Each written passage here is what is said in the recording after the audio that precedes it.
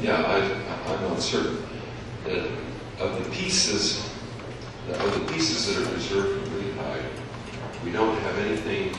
We don't have anything as detailed about the style as we see in Nephi's rehearsal of vision.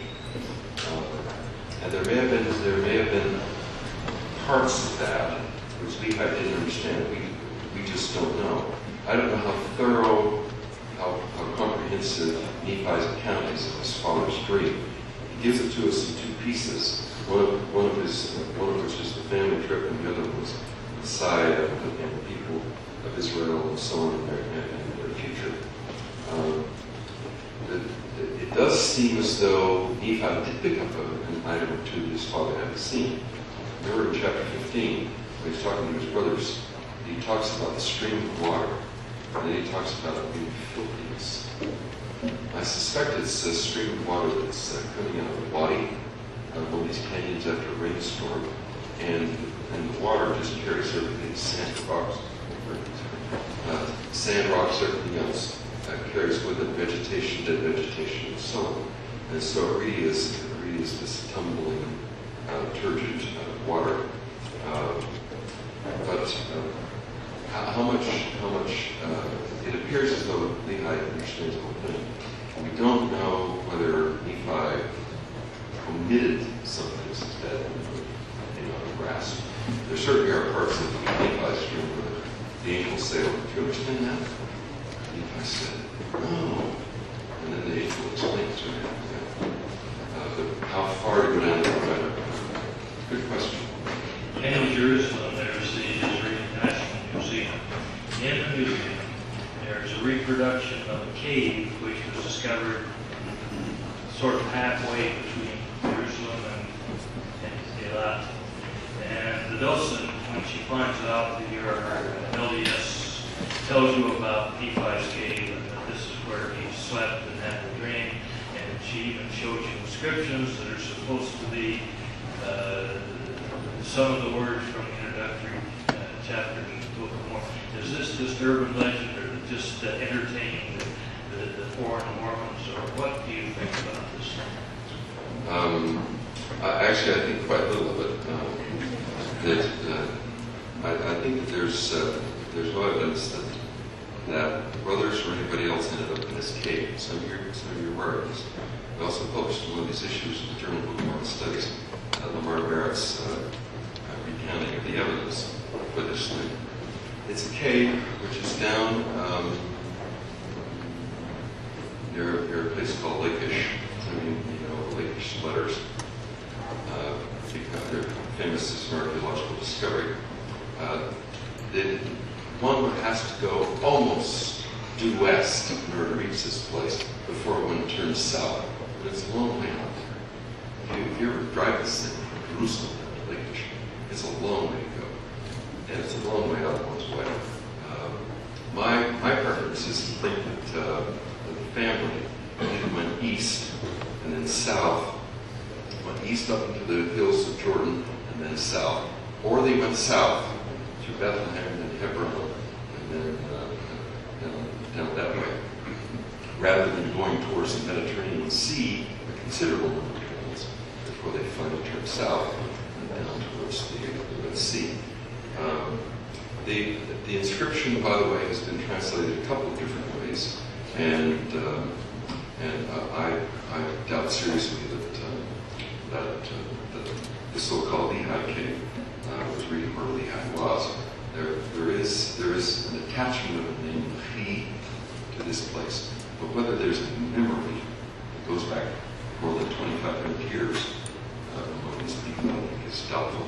The place has been swept off a couple of times. Romans and others came and chased people out. Swept off, inhabitants were swept off. Okay, it looks like we are there. I do have some slides, but I think we're out of time to show them. So. They will have a chance, and we'll have to break. We wouldn't talk about it.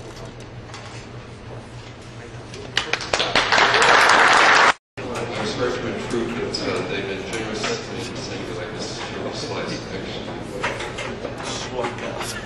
Oh, let's just show the first slide.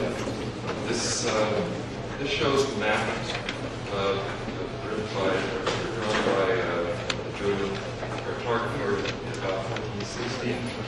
It's based on the work of Tully. There's a trail. Cat, can you grab the microphone? There's a trail. There's a trail that comes down here. You can see just barely. You can see it hook out here. It comes all the way across over here, and then goes north. That may have been the Deagle Trail. It's not the trail that may lead the state. It does preserve this eastward turn that I talked about. Joseph Smith would not have had access to this next place. I think that they went east out of Jerusalem. This is taken from the top of the Mount of Olives.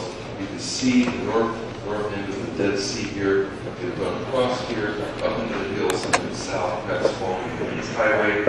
There's no route you would go down the west side of the Dead Sea.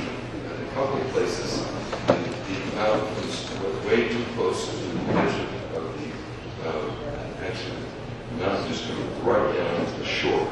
That is the shore. It would have been impossible to pack in this coast. The south out of Jerusalem, or they went east. Next place. They've gone east, they've gone south, and then east they've come down something like this.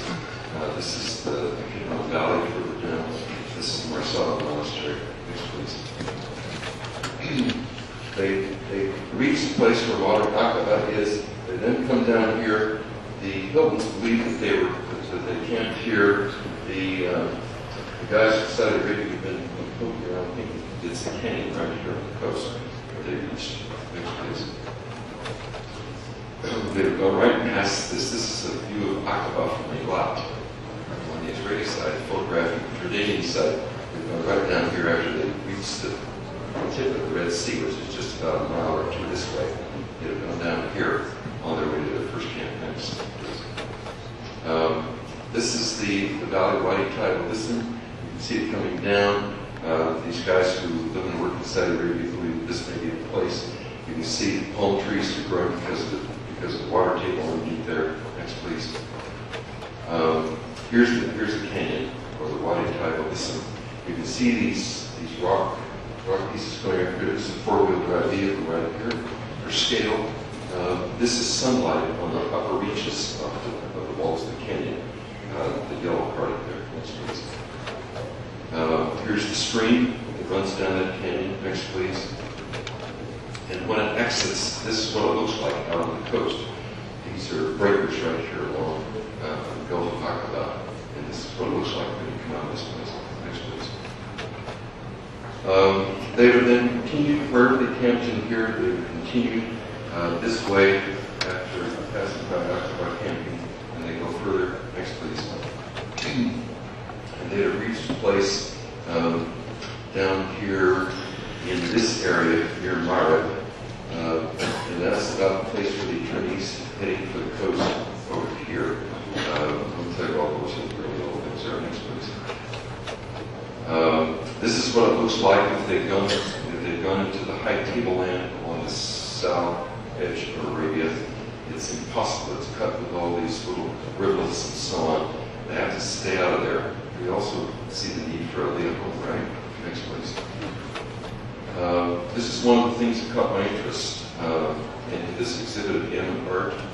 It looks to me like this is architecture. There's a tower, even though this is only about 25 inches high.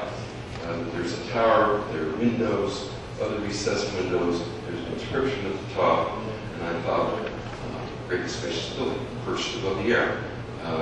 That was the thing that got me interested in that. Here's a number of these incense altars. They're all about 25 inches high. Most of them have an inscription from the donor. Next, please.